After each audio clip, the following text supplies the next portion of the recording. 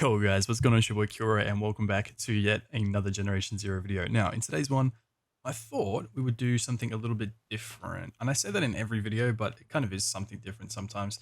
But in this one, it's been very requested that we go through my skills. So I thought, why not? I've been wanting to change them for a while, so we can go through my current skill tree. We'll talk about why I did what I did, because I always feel as though if someone asks me about skills, I always say like I would have two types. Like I'd do it two times over. I'd have like a beginner skill tree, and then like an end game skill tree, if that makes sense. And I'll clarify why in a second. So let's jump into this now. I barely went into the combat skill tree until like the very last levels. So when I hit like level 30, like towards end game, that's when I really started going into my combat skill tree. But for starting off, I always start off in survival and tech. Now, survival, everyone should be going into survival purely and simply whether or not you're going for stamina amount, running speed, all that crap, you need to get your carry capacity to 2. You need to upgrade this to 2, and if you don't do it, you're a schmuck. I'm sorry if that hurts your feelings, but it's so true. You don't want to be walking around with 65 carry capacity. You want 95.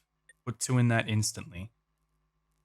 But yeah, so well, that's my logic anyway. Like carry capacity, it's a pain in the ass. Anything under 95 is just ludicrously low. You might be able to get away with it, but for me, I just don't have the patience to just keep swapping out that much crap. It would be yeah, it would be too much for me, I reckon.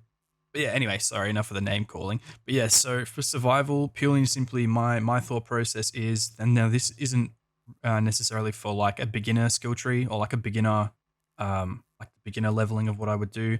This is what I'd always stick to. So if I change it, or when I change it in a couple minutes, once I've explained this, I'll probably put the exact same amount of points into survival. So I'll go 2 in stamina amount, I'll go 2 in stamina recharge, 3 in health, 2 in running speed, and 2 in carry capacity.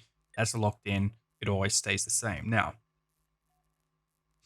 I don't know why I put 1 in throw distance, and I don't know why I put 1 in spotting intel. So that's 2 I could have been putting down in the combat skill tree to get me towards marksman, because that's the aim goal.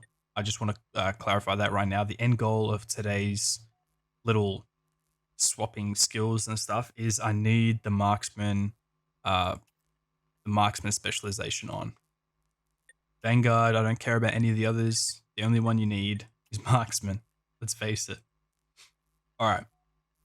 Let's we're getting carried away. But yes, so I mainly focus for survival, those 5 things in survival, and then I stop. I don't go into anything else. I don't go into the commando, nothing else.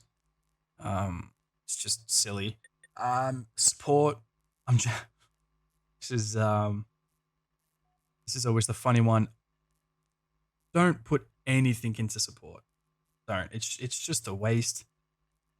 Like I don't play, like, it sounds bad, but like I don't play with other people, and a lot of this is like either to do with other people or like reviving and stuff like that. I don't really care if I go down and I don't want to spend the point, like if I don't want to use my adrenaline shot, I just won't use it and I'll just go to a nearby outpost. Like it's not a big deal. It doesn't really stop anything in game. Like it's not a pain in the butt. You know what I mean? I just go to the nearest safe house and run back. So that support is just useless in my opinion. Now, tech tree I reckon is really important for the start of the game, purely and simply because chemist, it wasn't. It's kind of a, you have to put 1 in here to get to the rest of them. So it kind of helps, but it doesn't at the same time. Increases your gas resistance by 10%. Honestly, gas drops your health that fast. 10% isn't really going to do much anyway. So we just put 1 in there to get access to the rest of them. Now, lockpicking, obviously, if you haven't, again, I only put 1 in lockpicking because I want what's down below it, but lockpicking really does help. you can get around it using what do you call it, field radios and stuff, and like spawning yourself, like glitching yourself through buildings.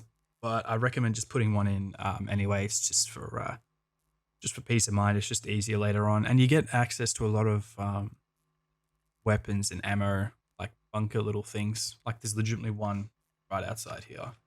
You get access to those you need the lockpicks for, and these are scattered absolutely everywhere. And some of them have pretty good stuff, so it's always worth it in my opinion. All right, now the main juicy stuff that I always put in as a starter, and I probably might limit, is like when I redo my skills, I'll limit how many I put in. But for a starter game, always put 2 in salvage. So increases the amount of ammo found from containers and when looting destroyed enemies. So if you have nothing in here and like you kill I don't know, say for instance a Firebird, because Firebird give you like ridiculous amounts of ammunition. So say I destroy Firebird without the salvage perk and it drops 100 rounds.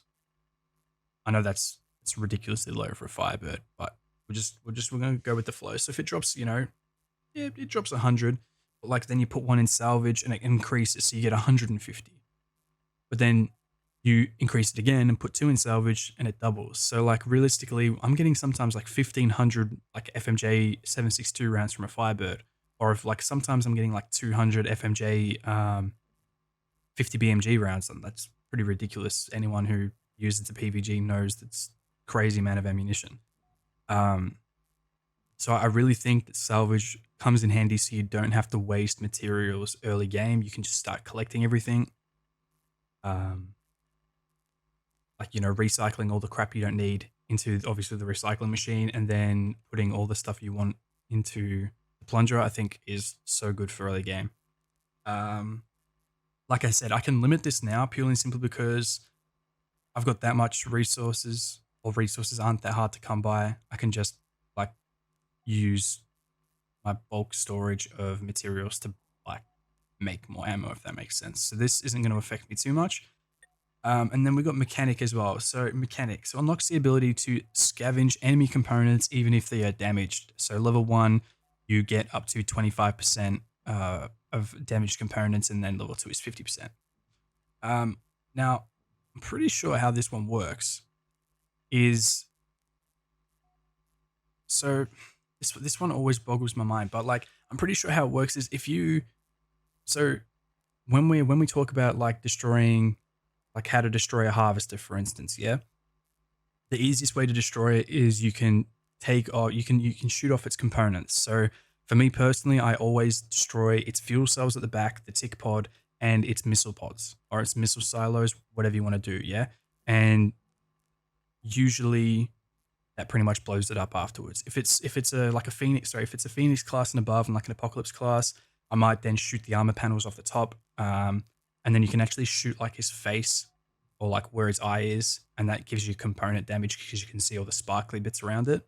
But basically, when you're doing that without the mechanic perk, you won't get any extra like materials or weapons or something because you've shot off the components. So you've taken down the machine in the quote unquote easy way instead of just shooting its tough parts of the armor.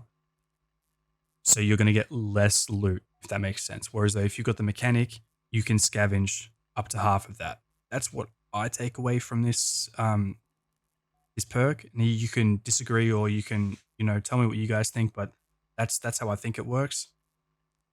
But yeah, so again, this one for me right now isn't really that important. But this is what I was saying, but for early game, scavenging as much ammo and loot as possible, and then being able to get more loot from components that you've shot off, and then they get doubled by the salvage perk. Like that's pretty crazy. But like for me right now, this is what I was saying. That's good for early game, but for me end game now, I don't really need that anymore. I don't really need that much that many bullets, or I'm not really worried about if I shot off a component and that had an experimental weapon in, because I've got them all already. You know what I mean? So I think these two are great for early game. But for late game, I'm not too sure. The only thing that really makes me a little bit iffy on whether I should put one in each of these, purely and simply is because Explosive Expert is really good. It improves your damage caused by explosive weaponry, obviously, like it says. So level 1, you get 10% explosive damage, which isn't a lot, yeah, and I'm not bothered about that. But level 2, 30% explosive area of effect. That's pretty good. I like that. And again, I think that's really good for early game because I find myself using the RPG a lot more in the early games before I start getting like the PvG or anything like that. I think the RPG and so explosives in general really take or what am I trying? What's the word I'm trying to get at? They're like a focus for me. I use explosives a lot in the early game. But again, I'm not really sure if I will go down the same path right now if I reset my skills. That's what I was saying. You guys are just got to work out. For me personally, again, skill set is a personal thing as well. So you got to work out what works best for you. Because I know a lot of people play stealthy, so you might go into the spotting intel and whatnot. And you know, you might want to hack the machines. I don't really care about that. I just want to destroy them, not hack them. There's also like a stealthy option, so visibility and whatnot, movement noise. I don't really care about that. I like running and gunning. But yeah, so it's very personal towards you. But for me as well, I have to have an early game and an end game. So that's why I'm going to switch over these skills. In un momento, I know we've been rambling on for a while, but apparently a lot of people wanted to see this video. So yeah, here it is. But yes, so and then in our combat skill tree, like I said, I'm going to get rid of the support one. So I'm going to take off one from spotting intel and throw distance. Now, for our combat skill tree, we've gone down aiming speed, which I think is pretty important. Hip shot accuracy, I did put one into, because again, I just wanted to, a lot of these I'm not really too bothered about, because marksman cancels out a lot of these. See, like this one is weapon sway, but if you only put one in this one, and then you move down and you end up getting marksman, it counteracts, because marksman, while active, it's always active because you've clicked on it, you've bought it, kind of thing. It's eliminates any weapon sway when using any weapon. So there's no point putting three skill points into decreasing weapon sway when aiming down sights when marksman completely obliviates weapon sway. So yeah, it's kind of contradictory, that one. So I wouldn't waste. You have to put one in naturally, but I won't waste any more points in there. But that's just me. And then we've got the opposite side. So we've got the right hand side of the combat tree. So we've got reload speed. That's always important. We got run and gun. So lowers the bullet spread while moving. That one, again, I wasn't really too bothered about. But in order to get past, like down to the lower skill tree, you have to obviously put one in. Then we've got armor. Armor is always good. So level 1 increases the bullet resistance by 10%. Level 2 is explosive damage resistance by 10%. And then level 3 is 10% gas damage resistance. That is only, that's the main reason I only went and put one in. It's not really that effective. And honestly, if it's anything like the supposed like bullet damage resistance or explosive damage resistance that we get from the from increasing our clothing, I don't believe that it's true. So I mean, I'll just skip past that one for now, because there's a 40% bullet resistance with clothing just does nothing. So I'm a bit skeptical as to whether that would work. But yeah, again, we have to put one in there to move down. And we got armor damage. So increases the amount of armor damage done to the enemy armor. Level 1, 5%, level 2, 10%. Now this one, if you're aiming for components, it doesn't really matter like that much, but I'm not always that accurate, and I like to have a bit of both. You know what I mean? So I do more damage to components, and I also do more damage to armor. I like having that. An extra 10% doesn't sound like a lot, but it goes a long way. And then we got trigger happy. This is the one I really wanted to work down towards. Realistically, I could keep the armor damage on 1 if I was running out of skill points. But trigger happy is definitely a 2 for me. Increases the amount of damage dealt when using automatic fire. Level 1, 5%, level 2, 10%. Now, again, that doesn't sound like a lot, but I'm always using the KVM 59 experimental, and 10% extra damage basically per shot while using it in automatic is pretty damn crazy. It already does an absolute insane amount of damage. And even for people using the AG4, if you're using the AG4 as your main weapon, like in unison with your PVG, boom, you need to be in trigger happy, in my opinion.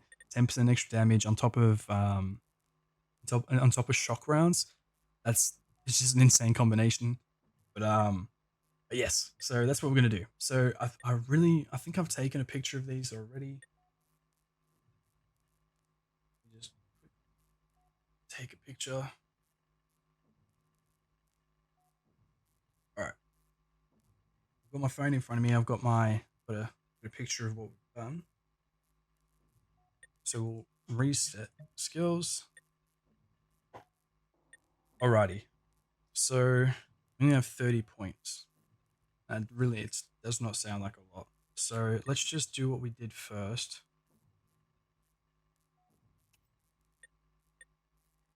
Alright, so buy.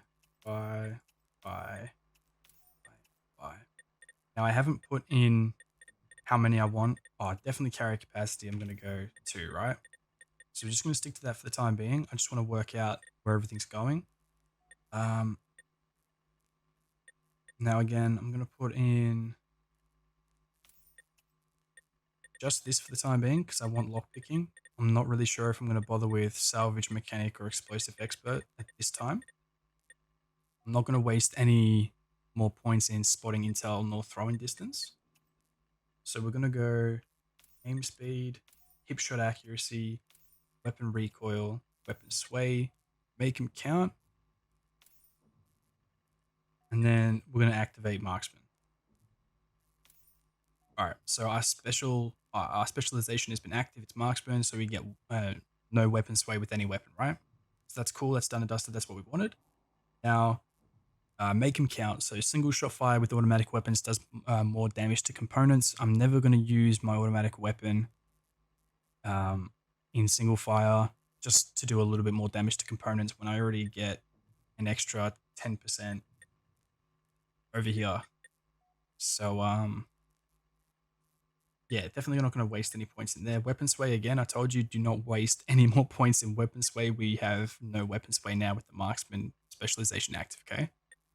And this is just for people who wanted to, like, my idea of what I wanted, like my build. Again, I think it's something like kind of personal, but if you want to take kind of my structure of how I do it and then work it in with your playstyle, that's perfectly fine. You might go down to some, like a lot more of the survival skill tree down this way with covert movement speed, movement noise, and then visibility. Like I said, I don't really mess with that. All right, we've got 16 points left. Now I want to see if I can get back down to trigger happy. So if we put one in reload, one in all of these. Yep, and I want to put a second one in trigger happy. Because again, right now, I'm not really bothered about getting more bullets or getting more like salvage. I'm not really bothered about like the loot anymore. I can already go out and loot as much as I need to. Like mechanic, I don't really care about salvaging components anymore. Already got pretty much all the weapons I need.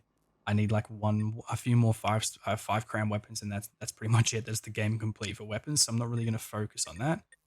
All right, so we've got trigger happy. We're focusing basically on damage now, weapon sway, especially for our 2 main options.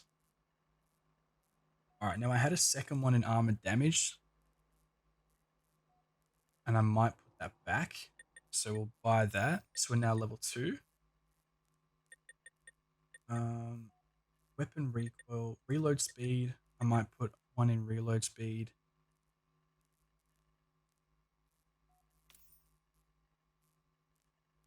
All right, cool. And now we can go running speed, stam amount, stam recharge, and 2 more in health.